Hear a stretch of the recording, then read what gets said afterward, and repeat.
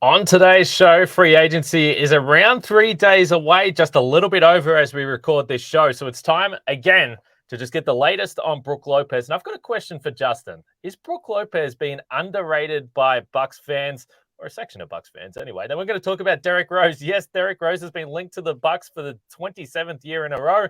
Kevin Love as well. That would be kind of interesting. And Damian Lillard chat at the end. What should he do?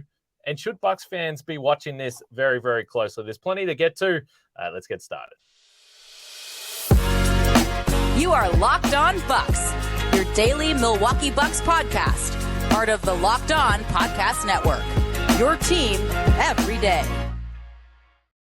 You are Locked On Bucks. My name's Kane Pittman. You can see and hear me on this show Monday to Friday, and also find my work over at ESPN. And joining me once again for the second time in a day, Justin Garcia putting in the hard yards for the Locked On Bucks podcast. He, of course, is from the Bucks Radio Network. Basketball won't be too far away, so he'll be back on your airwaves with every home game coming up here pretty soon for sure. But for now, we thank everyone for making Locked On Bucks your first watch or first listen of every day. We appreciate the support. It's a busy time. If you are a basketball fan, it's about to get into the chaos of free agency. So drop a like, a comment, subscribe, follow, review, all those things. It's free to do. We really appreciate it. And let us know what you want us to talk about, because I know that there will already be some pushback to some of these names, but this is what we're at. We're at rumor season, so they have to be discussed. Let me ask you this straight away off the top here, Justin. Brook Lopez. And look, Khris Middleton is clearly a huge decision for this franchise, or a huge name that the Bucks, in my opinion, hopefully lock up and we move forward, and he's still on the roster. But the Brook Lopez one, there has certainly been more reported, more stuff out there that teams are going to be interested in acquiring his services, and we understand exactly the reasons why that will be the case, namely the Houston Rockets, which again is fascinating. We discussed that a couple of days ago. But I'm seeing a lot of people commenting on the YouTube stream saying, wow, we got Adrian Griffin anyway. It's not going to suit Brook Lopez. We don't want to be playing the same defense. And I just can't wrap my head around how you could watch Brook Lopez play basketball last season and think that that is not the type of guy that you want on this Bucks team, and you'd be willing to just let him walk away in free agency. It is complete insanity to me. Yeah, I agree with that sentiment. And I don't, not that I'm going to say, hey, it's my influence. I wonder how much of that is me saying, well, the way Adrian Griffin described how they're going to play, it's very different from how you played with Mike Budenholzer defensively. And I've questioned, I wonder what that means for how you use Brook Lopez. I'm not insinuating this means you can't use Brook Lopez or he's not a fit for this system. It's just maybe his minutes change or how you use him is different. But I agree that he's extremely vital to this team, that barring an unforeseen move that we're not aware of, if there is a plan B and an understanding that Brook is going to leave, but don't worry, we're going to do this. If you take him off this roster, it's still a good team, and that's assuming you keep Khris. But if we're being honest, I would have a hard time putting them up there as the best team in the East, or potentially what Philadelphia does, even on that level with Philadelphia. As well, maybe they're not the best, but they're in that tier, and that's all because of the value of Brook Lopez, even at an advanced age.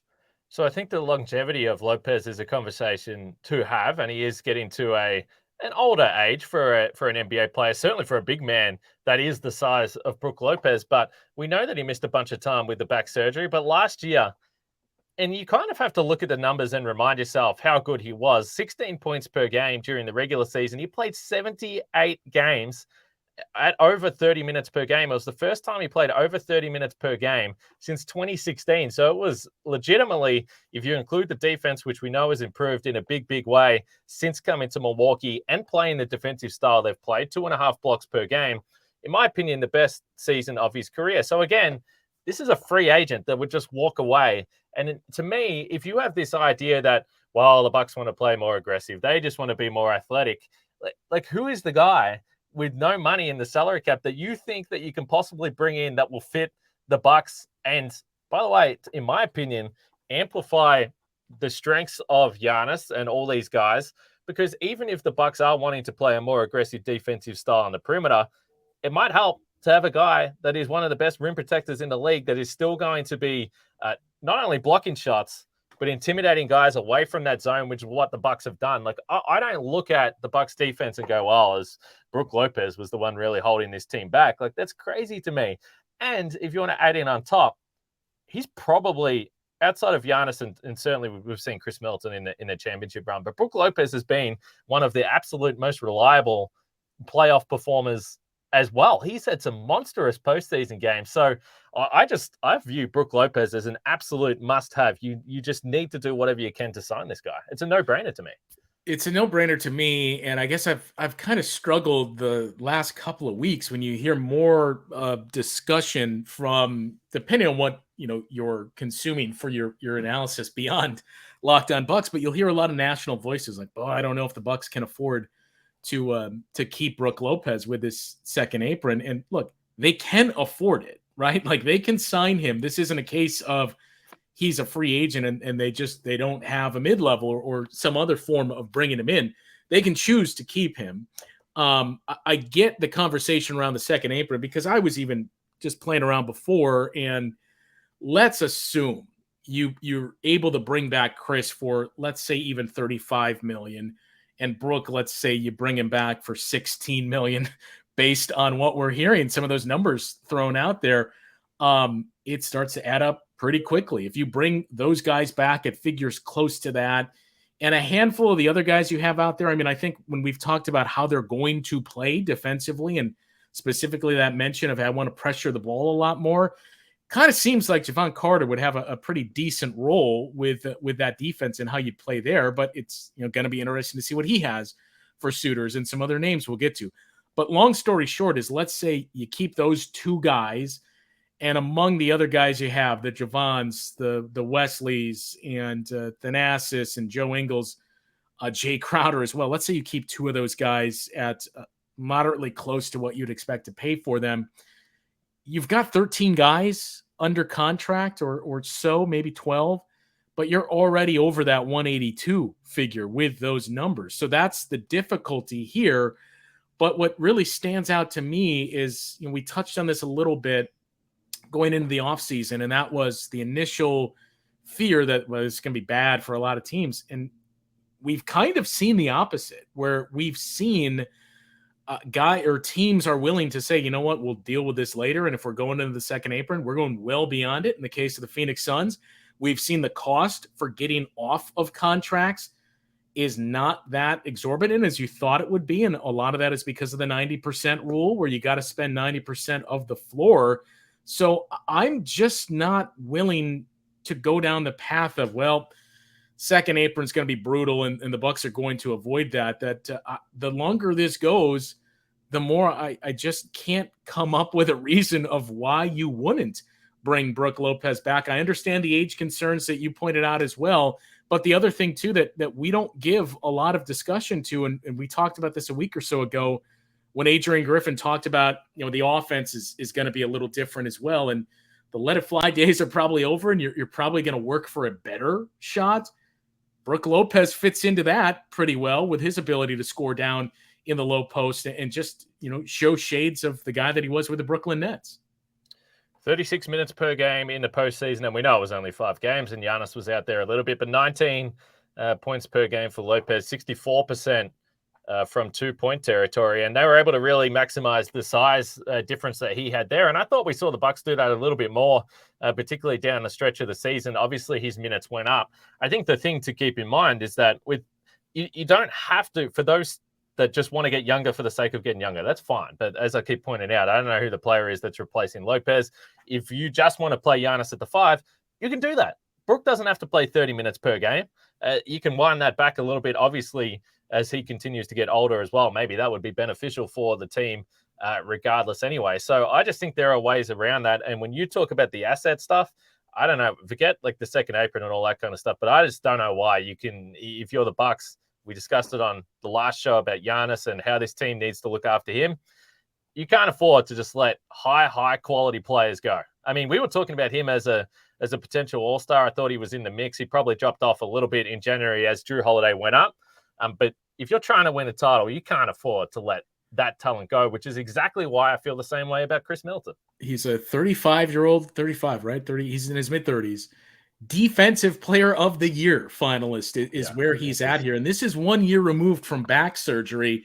And, you bring up if you want to get younger, I get that. I understand that. I think we saw during the playoffs that does need to happen. The Bucks need to get younger and get more athletic. I think they went a decent way, not a long way yet, but they took a step in that direction on draft night with the players that they brought in. As we touched on, it was very clear. Let's address our wing athleticism and length out there. But the point is, it's one or the other, right? You can't have your cake and eat it too. You can't say, well, I'm going to save money and go on vacation. It's one or the other. You can't get younger and still compete. Like it doesn't align hand in hand. And you can't throw, well, we'll just punt a year or two, and we know if we're getting younger, we're going to take a step backward as a contending team. You can't do that when you have Giannis on your team and when you have Giannis nearing a decision. No, that's exactly how I feel about it. But let us know if you are someone that is out on Brook Lopez, or you think the Bucks should go in a different direction. Let us know who they should get and how they are going to continue to again be a top defensive team, and particularly at the center position moving forward, because I think it's an interesting conversation. But I think my thoughts have been pretty clear on this podcast here. What about some of the other names that have been linked to the Bucks and free agency, as we mentioned, just a couple of days away now? But Derrick Rose, Kevin Love, and Damian Lillard, the name is still out there. We'll talk about those guys next after we chat about eBay Motors. Because for a championship team, it's all about making sure every player is a perfect fit. It's the same when it comes to your vehicle. Every part needs to fit just right. So the next time you need parts and accessories, head to eBay Motors with eBay Guaranteed Fit. You can be sure every part you need fits right the first time around. Just add your ride to My Garage and look for the green check to know the part will fit, or you'll get your money back, because just like in sports, confidence is the name of the game when you shop on eBay Motors. And with over 122 million parts to choose from, you'll be back in the game in no time. After all, it's easy to bring home a win when the right parts are guaranteed. Get the right parts, the right fit, the right prices on ebaymotors.com. eBay Guaranteed Fit, only available to U.S. customers. Eligible items apply. Exclusions apply there as well. All right, continue to stick with Locked On Bucks right throughout this week. Free agency coming up at the back end of this week. I mentioned it on our last show, but I will be traveling, and I'll be in the air traveling back to Australia. So we'll get some shows up, though. Don't worry, Locked On Bucks, guaranteed. There will be some content. Hopefully, some big names, certainly from my perspective, re-sign with the Bucks. And who knows, maybe some interesting signings. There will be a couple of roster spots. The Bucks don't have much room to move, but keep it locked on this show, Locked On Bucks, and subscribe, drop a comment, rate, review, all those things. We appreciate it. It's free to do so. And depending on how you feel about it, it's always brings a lot of comments when this name comes up, Justin. But Derrick Rose came up again. The Bucks potentially looking to have some interest in the veteran guard, a former MVP. But unlike previous years when we'd had this discussion about Derrick Rose, whether it was a trade, whether it was him potentially getting bought out, he was at least playing a lot in recent years. That wasn't the case last year. He only appeared in 27 games total, 12 minutes per game, 5 points per game in total as well. So regardless of how you feel about Derrick Rose, and I know, again, it would be a back end of the roster type situation, but when you consider certainly earlier in his career injury history there, but he's going to be turning 35 as well.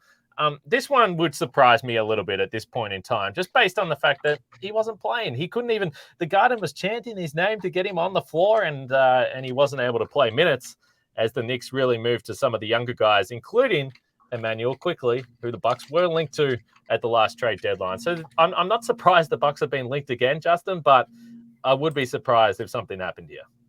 Yeah, I was initially surprised, but then to your point, it's why am I surprised? It's the annual tradition of the Bucks being linked to Derrick Rose. And I mentioned Javon Carter before. I mean, I would much rather just pay however much more it would be to keep Javon Carter. If you could get him for that $2.5 million range, roughly to $3 million, I would just much rather keep Javon Carter in-house, especially with his ability to pressure the ball and with some of the things that Adrian Griffin said with what he's looking for defensively.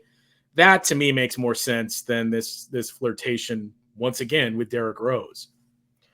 And I'm not sure. I mean, when we discussed whether it was potential trades in the past, there was reasons to say, okay, well, he shot the ball from three a little bit better. Clearly, he can operate really well in a pick and roll. What does that look like with Giannis? So those things are there. And I know for a fact that Derrick Rose is still going to have fans, and they'll probably jump in the comments and say that they think it should happen. For me, even at a minimum deal, which is, what it would end up being, I don't know. I mean, I just didn't see him. I watched a lot of Knicks basketball last year, and they went younger. They looked better. Obviously, Jalen Brunson came in, and quickly we mentioned really emerged there, and some of the other young guards they had. So we pointed to the fact there are Bucks fans that want the team to get younger. This wouldn't be the case, but let us know either way. Maybe you are still interested in the possibility of Derrick Rose sort of down the back end of this Bucks roster.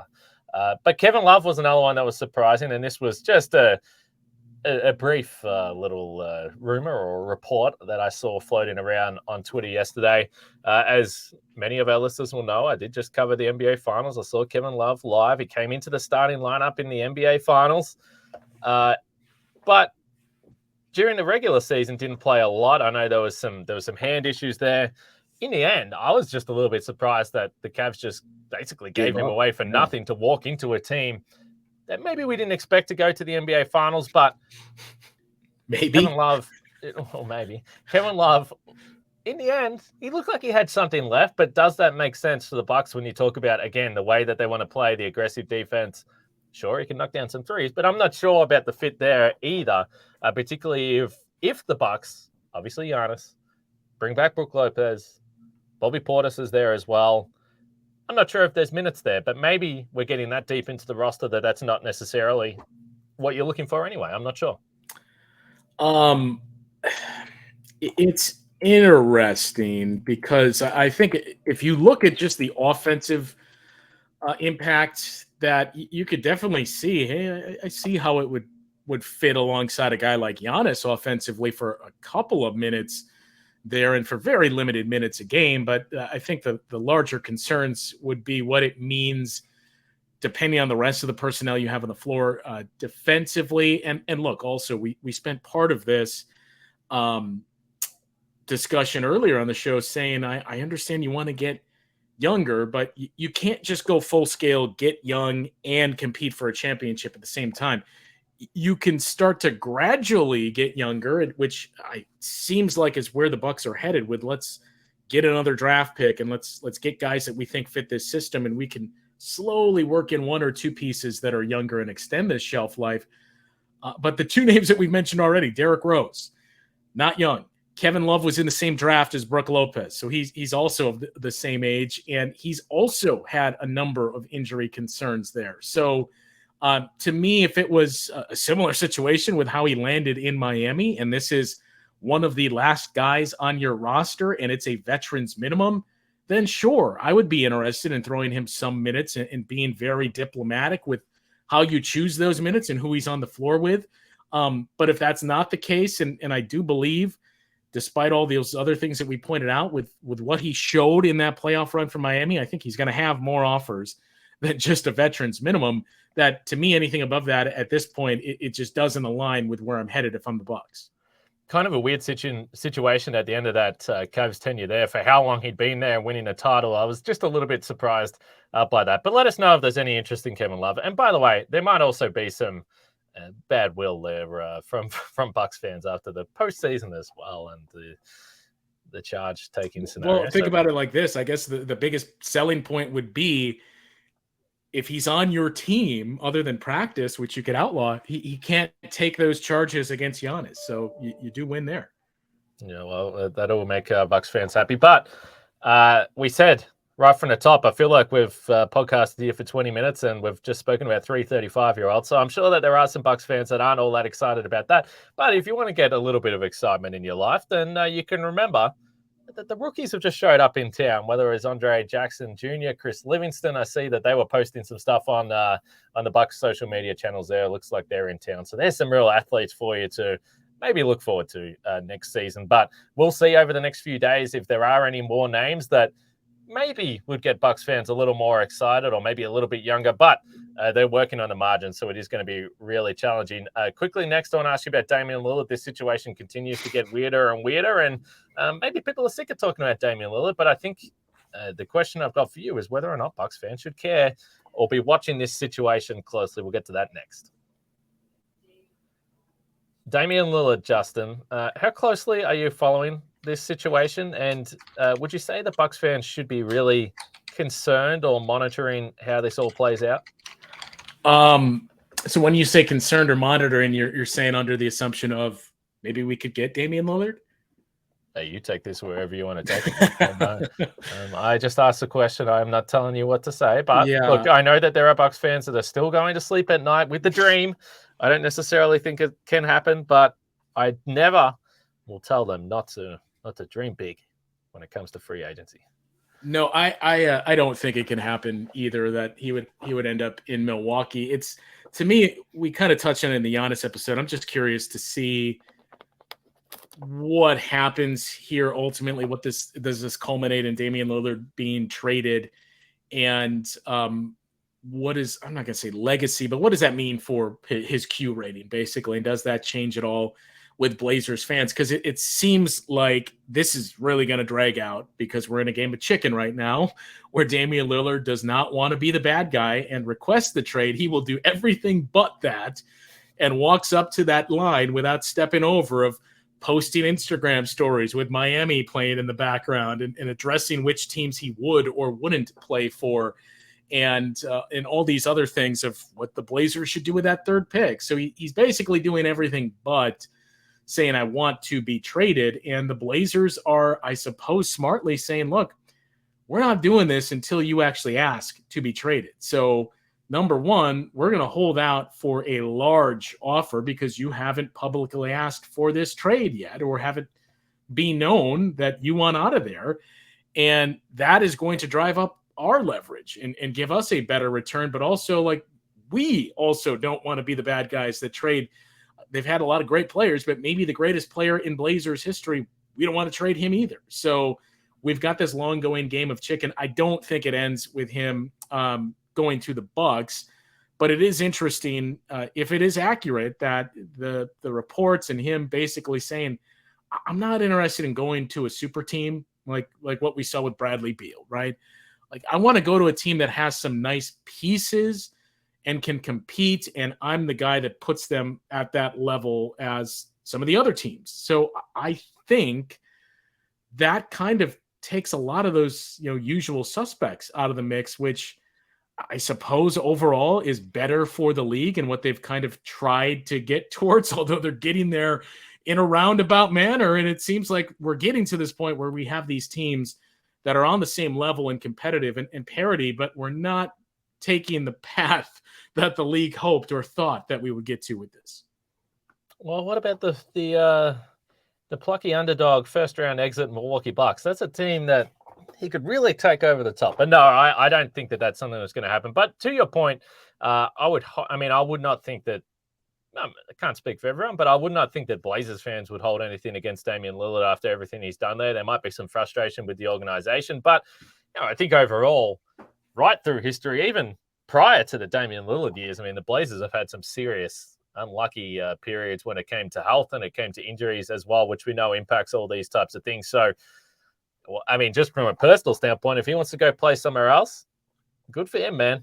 But I think if you're a Bucks fan, you're hoping it's not the Miami Heat or, I don't know, Philadelphia. If something happened there, I don't know how that would work out. Boston for sure. So I think you're at least keeping an eye on it and saying, well, hopefully it's not one of the real rivals, because regardless of whether he considers the team a super team or not, he would take any one of those teams to probably favorites in the East. Yeah, I was going to say, regardless of how you view it, if, let's say, he goes to Miami and a trio of him and Jimmy Butler and Bam Adebayo is maybe not a super team per se, but it's close to it when you look at especially Dame and Jimmy and their playoff performances. So yeah, he would take that team and elevate them to that list, as we talked about before, of the importance of keeping Brook Lopez to feel like you're staying either at the top or at that same level as two or three teams in the East. Well, make it 3 or 4 if Damian Lillard goes to one of those teams. And look, even maybe not same level as the Bucks, but if he, let's say, goes to Brooklyn And the step forward that we saw from Bridges as well, if you have that duo and some younger pieces and a lot of wing depth, they're not going to be the favorites to win the conference, but that's another team that's not going to be fun to play. And it's just another team has entered the chat as who is one of the best teams in the Eastern Conference. It's going to be fascinating, but the one thing I feel like I can be sure of is the fact that we'll hear more about it day after day after day, and it's probably not the last time we'll discuss it on this show as well. But at least for now, the Bucks not really linked in any way, which makes sense given the limitations they have. It makes sense, and I think we said I don't see Blazers fans turning on Dame per se, but if it were to happen, I think it would be if this just continues to drag out this game of chicken between the two sides. And it's number one, giving you shades of what we've seen with a quarterback or two quarterbacks that played in Green Bay a couple of times in these last 2 decades. But also I think the frustration would be where you could potentially see a little bit of his rating drop. You know, if we stay in this current situation where it's, I'm not asking for a trade and I want to compete, that just seems like it's a recipe for the Blazers throwing bad money after something here in this offseason and making maybe not some wise moves and still doing things halfway with a young core, but still spending money. And that just seems to be a recipe for disaster, which could set you back a couple of years. And if that's the case, and then Damian Lillard says, you know what, I want out, I'd be interested to see if there's a little bit of groaning and like, come on, man, you couldn't have just done this 2 months ago and said, I want to be traded. That's a fair call. That's why this might extend beyond the next week or so here, as you have already suggested. All right, free agency a couple of days away.